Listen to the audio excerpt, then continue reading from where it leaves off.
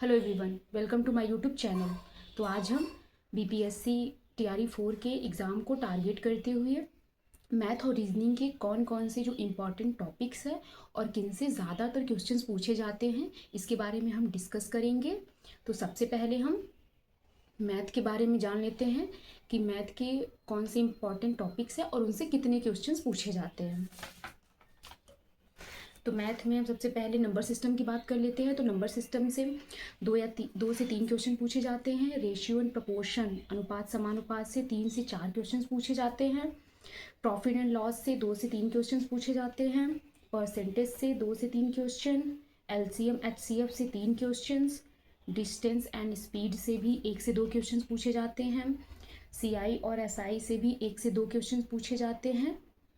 और 2D mensuration, geometry वाले portion में मेंसुरेशन में ज़्यादातर 2D मेंसुरेशन से क्वेश्चन ज़्यादा पूछे जाते हैं, जिसमें से कि आप वृत्त, वर्ग, आयत, चतुर्भुज, चतुर्भुज के जो प्रकार है, समचतुर्भुज हो गया, समांतर चतुर्भुज, इन सबसे ज़्यादा क्वेश्चन पूछे जाते हैं। और हम बात करें तो इसमें और क्यूब और स्क्वायर, अनुपात समानुपात, वर्गमूल, घनमूल से भी क्वेश्चंस अच्छे खासे पूछे जाते हैं। और सरलीकरण से भी क्वेश्चंस पूछे जाते हैं, सिंप्लीफिकेशन से, जिसमें आप बोर्ड मास का रूल जानते ही हैं, उससे क्वेश्चंस पूछे जाते हैं। और थोड़े बहुत क्वेश्चन अलजेब्रा से भी पूछे जाते हैं, 1 से 2 क्वेश्चंस। तो मैथ के लिए ये इम्पॉर्टेंस टॉपिक है, आप इसको अच्छे से पहले प्रिपेयर कर लीजिएगा। आप एनसीईआरटी की बुक फॉलो कर सकते हैं या फिर आप ये जो टॉपिक्स हैं इनको यूट्यूब पे सर्च करके आप अच्छे से वो टॉपिक तैयार कर सकते हैं। और उसके बाद उसके 30 से 40 क्वेश्चंस प्रैक्टिस कर लीजिए, इससे आपका मैथ बिल्कुल तैयार हो जाएगा। अगर आप मुझसे पूछेंगे तो मैंने मैथ के लिए यही स्ट्रेटजी फॉलो की थी।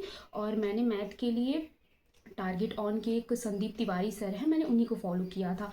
आप देखेंगे तो वो एक टॉपिक पहले पढ़ा के फिर उससे रिलेटेड जो क्वेश्चन रहते हैं उनका प्रैक्टिस करा देते हैं। तो मैंने मैथ अपना वहीं से तैयार किया हुआ था और मैंने कोई बैच वगैरह परचेज नहीं किया हुआ था। तो ये मेरी मैथ की स्ट्रेटजी थी। अब बात कर लेते हैं रीजनिंग की।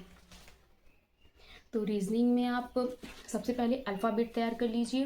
अल्फ़ाबेट में A to Z तक उनकी नंबरिंग की पहले नंबर पे ए पड़ता है तो ठीक है, 26 पे जेड है।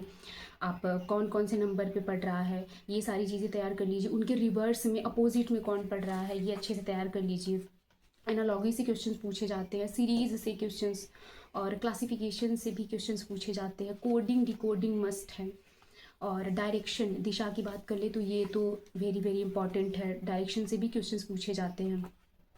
डायरेक्शन में अगर हम बात कर ले कि मोनिका भाई पूरब से पश्चिम की तरफ जा रही, फिर पश्चिम से वो अपने दाएं मुड़ गई, फिर कुछ दूर जाने पर फिर वो अपने बाएं मुड़ गई, तो वो अब स्टार्टिंग की दिशा की अपेक्षा वो अब किस दिशा में है, इस तरह से क्वेश्चंस पूछे जाते हैं।